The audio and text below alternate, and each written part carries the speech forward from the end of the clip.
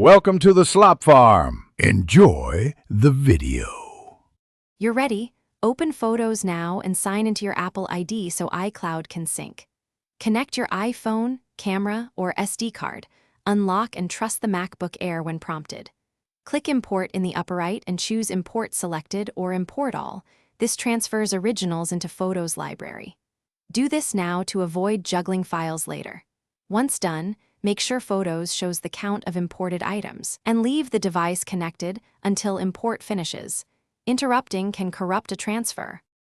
Now organize. Create albums and drag photos in so you can find shots fast.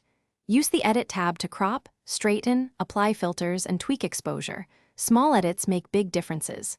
Keyboard shortcuts speed this up. Try R to rotate and Command Z to undo. Enable iCloud Photos and Preferences to sync changes across iPhone and iPad, and choose Optimize Mac Storage if you need space. Once synced, edits and albums propagate automatically.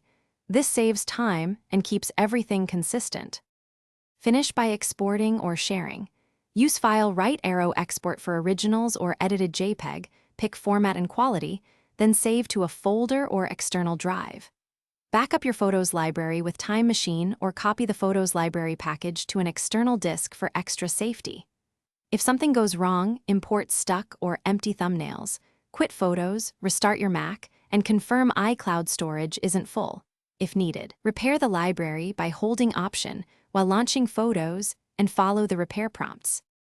Thanks for watching. Consider subscribing if we helped you today.